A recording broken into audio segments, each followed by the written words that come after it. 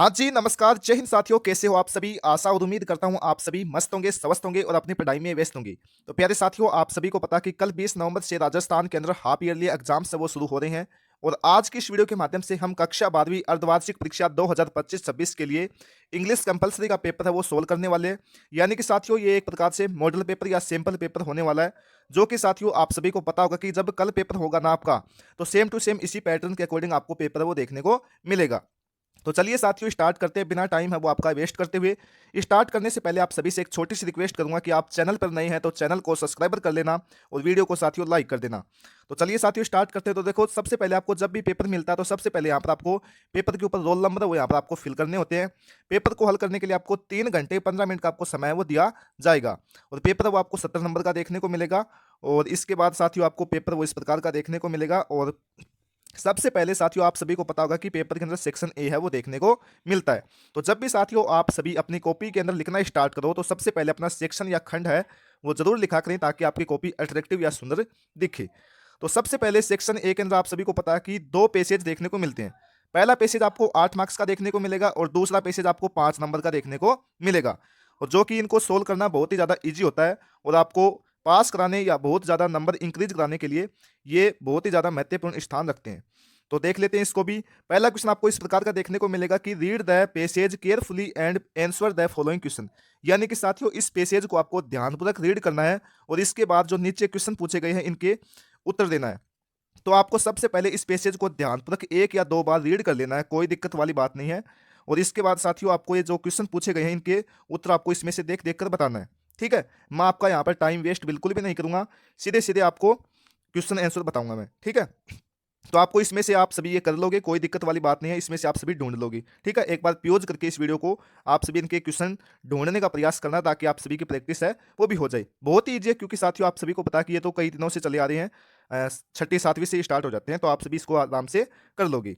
आगे बात करते हैं नेक्स्ट क्वेश्चन। अपना दूसरा क्वेश्चन क्या होने वाला है कि ये भी एक सभी पैसेज का ही होने वाला। साथियों देख सकते हैं कि read the following passage carefully and answer the question that follows. ठीक है, ये आपको 5 नंबर का देखने को मिलेगा और इसको भी उसी प्रकार से ध्यानपूर्वक रीड करना है और इसके बाद जो 5 क्वेश्चन पूछे गए हैं इनके उत्तर देने का प्रयास आपको करना है। अच्छी प्रकार से आप सभी इसको रीड करना है 1 2 बार और इसके बाद आपको उत्तर दे देना है। और देखो अगर आपको उत्तर नहीं मिलते ना, अगर आपको समझ में नहीं आती, इंग्लिश कमजोर है आपकी, तो 1 2 लाइन है वो इस यहाँ से इसमें से ढूंढ लेना, इसके बाद आपको उत्तर है वो मिल जाएगा इस प्रकार से। ठीक है, आगे बात करते हैं। देखो अब यहाँ से मैन क्वेश्चन पेपर अपना स्टार्ट होता है सेक्शन बी से और देखो ये भी बहुत ही ईजी है करना अगर आप थोड़ा बहुत इंग्लिश के ऊपर ध्यान दोगे तो। ठीक है, तो देखो आप ये लेटर वगैरह होते हैं ये एक बार वीडियो देखकर चले जाना, या तो आप कोई दूसरे टीचर की देख लेना या हमारे भी चैनल के ऊपर अवेलेबल है वो देख लेना। ठीक है, तो तीसरा क्वेश्चन यहाँ पर क्या कहता है कि you are an engineer in need of a job in the around Jaipur. यानी कि साथियों आप एक इंजीनियर हैं और आपको जयपुर या उसके आसपास नौकरी की जरूरत है।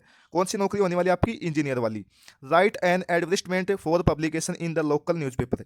यानी कि साथियों आपको एक किसी लोकल न्यूज़पेपर के लिए आपको साथियों एक विज्ञापन छपवाना है। किसके लिए? कि हमें एक नौकरी की जरूरत है और इंजीनियर की। ठीक है, तो आपको बता देना और आप उसको सोल्व करने का प्रयास भी करना।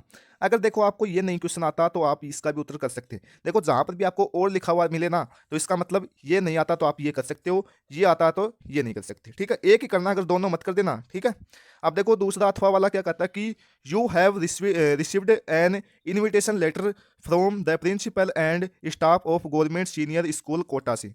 ठीक है, और देखो ये आपको लेटर देखने को मिला है। ठीक है, और ये साथियों एक एडवर्टाइजमेंट यानी कि विज्ञापन लिखना है इसके अंदर न्यूज़पेपर के अंदर। ठीक है, यानी कि देखो यह क्या कहता है कि आपको साथियों गवर्नमेंट स्कूल कोटा से साथियों क्या मिला है? एक इनविटेशन लेटर मिला है। ठीक है, और इसके बाद क्या कहता है कि you have to attend annual day function on 15 January 2025 at 4 PM as the chief guest of the function. ठीक, यानी कि साथियों आपको उस विद्यालय के अंदर या उस स्कूल के अंदर आपको साथियों एक एनुअल फंक्शन डे होने वाला है, यानी कि वार्षिक उत्सव होने वाला है 15 जनवरी 2025 शाम 4 बजे।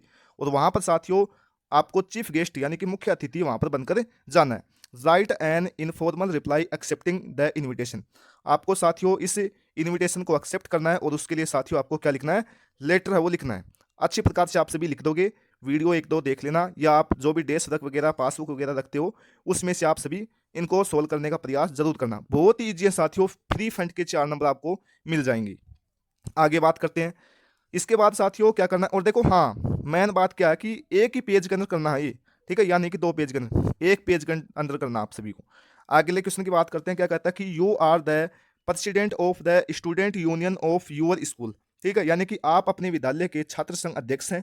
और देखो, an NGO organised a free eye operation camp in your school, यानी कि एक सरकारी गैर संगठन ने आपके विद्यालय में साथियों फ्री आई ऑपरेशन कैंप का आयोजन है वो किया था। Your principal asked you to average the camp, यानी कि साथियों आपके प्रिंसिपल ने उस शिविर का अवलोकन करने के लिए कहा था। Right a report based on your assessment in सोवर्ड, यानी कि साथियों आपको रिपोर्ट तैयार करनी है सोवर्ड के अंदर। ठीक है, इस क्वेश्चन की आगे बात करते हैं साथियों। क्या कहता है कि ये कहता है कि साथियों देखो कि right a paragraph in about so word based in on given close on global warming. आपको ग्लोबल वार्मिंग के ऊपर साथियों 100 वर्ड के अंदर एक आपको पैराग्राफ लिखना है। ठीक है, आप सभी लिख दोगे, कोई दिक्कत वाली बात नहीं है। ठीक है, और देखो ये आपको पॉइंट भी दे रखे हैं यहाँ पर। ठीक है, इसके बाद बात करते हैं 5वें क्वेश्चन की। क्या कहता है कि यू आर समीर, यानी कि आप समीर हैं, लिविंग इन जोधपुर, आप जोधपुर में रहते हैं। और देखो, you have purchase a refrigerator, यानी कि फ्रिज फ्रॉम ए डीलर, यानी कि साथियों आपने एक व्यक्ति यानी कि दुकानदार से फ्रिज है वो खरीदा था। और write a letter for its replacement, यानी कि उस फ्रिज को, उस रेफ्रिजरेटर को आपको रिप्लेस करवाना है, यानी कि बदलना है, उसके लिए आपको एक पत्र लिखना है, यानी कि लेटर लिखना है। ठीक है, आगे बात करते हैं। अगर ये नहीं आता तो आप ये कर सकते हो, ये नहीं आता तो आप ये कर सकते हो, दोनों नहीं करना है। ठीक है, right A job application for the post of A college professor alone with resume. ठीक है, आप साथियों क्या करना है कि आप कॉलेज प्रोफेसर के पद के लिए नौकरी का आवेदन पत्र और रिज्यूम है यहाँ पर आपको लिखना है। यहाँ से साथियों अपना स्टार्ट होता है सेक्शन सी, देख सकते हैं आप सभी। और देखो ये साथियों आपको अपने ग्रामर सेक्शन से देखने को मिलते हैं।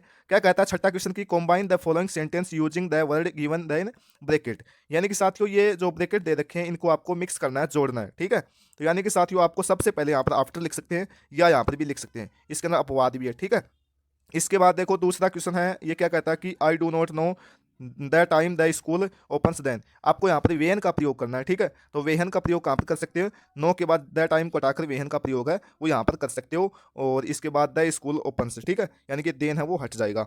इसके बाद बात करते हैं कि combine the sentence as indicate in the bracket. ठीक है, यानी कि यहाँ पर भी आपको मिश्रित और सिंपल वाक्यों का प्रयोग है वो करना है सीधे सीधे। ठीक है, इसके बाद 8वां क्वेश्चन देख लीजिए, ये भी इसी प्रकार से, यानी कि इनको आपको सही प्रकार से सेट है वो करना है।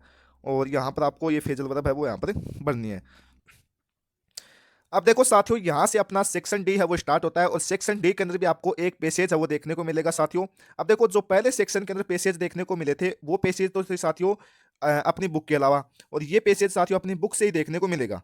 ठीक है, टोटल आपको ये 5 मार्क्स का देखने को मिलेगा और इस पेसेज को भी आपको ध्यानपूर्वक रीड करना है। और इसके बाद जो ये क्वेश्चन पूछे गए हैं 5 क्वेश्चन, इसके अंदर से आपको उत्तर ढूंढना है और बहुत ही ईजी प्रकार से आपको ये क्वेश्चन है वो देखने को मिल जाएंगे इस पेसेज में से। ये तो साथियों अपनी बुक से ही लिया गया है, कौन से जो गांधी जी वाला चैप्टर है अपना। ठीक है, आगे बात करते हैं और ये अपनी बुक के क्वेश्चन से वो स्टार्ट हो जाते हैं। 3 मार्क्स का है, चाहो तो आप ये कर सकते हो, चाहो आप ये कर सकते हो। और 12वें के अंदर आपको ये 2 करने हैं, 2-2 मार्क्स के होने वाले हैं, ये 3 मार्क्स का टोटल।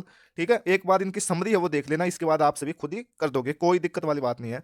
13वां क्वेश्चन है साथियों, explain any one the following stanza with reference to the context. ठीक है, यानी कि साथियों इन दोनों में से आपको एक का उत्तर है वो देना है। अब देखो ये किस प्रकार से लिखना है, इनके अंदर ही देखो, इस क्वेश्चन के अंदर ही आपको उत्तर छिपा हुआ है। ठीक है, यानी कि सबसे पहले आपको रेफरेंस लिखना है साथियों। ठीक है, यानी कि ये वर्ड, ठीक है, रेफरेंस लिख दिया। इसके बाद साथियों आपको इसके अंदर 3-4 पोइम दी गई है ना अपनी, उनके साथियों आपको सभी तो लेखक यानी कि उनके राइटर कौन थे और उन पोइम का क्या नाम था ये याद होने चाहिए, नहीं तो आपका ये बिल्कुल गलत हो जाएगा। अगर यही गलत कर दिया ना तो समझो 5 में से 5 मार्क्स नहीं मिलेंगे। अगर आपने वो नाम लिख दिया ना रेफरेंस के अंदर कि इस लेखक का ये नाम है और इसकी कविता ये है, ठीक है, इसमें से आपने पहचान लिया तो कोई दिक्कत वाली बात नहीं है, 5 में से आपको 4 नंबर तो ईजिली मिल जाएंगे। पहला तो आप लिखोगे रेफरेंस, इसके बाद लिखना आप सभी को कॉन्टेक्स्ट। ठीक है, ये नाम लिखना है, इसके बाद साथियों नीचे लिखना है एक्सप्लेनेशन।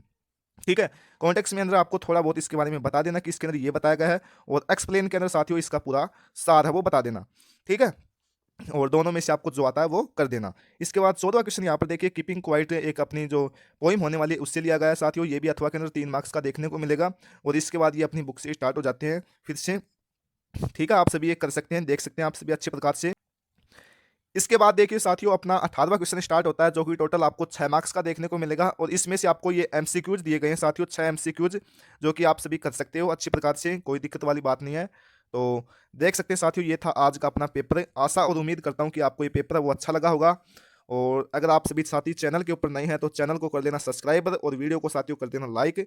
मिलते हैं साथियों अगली वीडियो के साथ, तब तक के लिए जय हिंद जय भारत।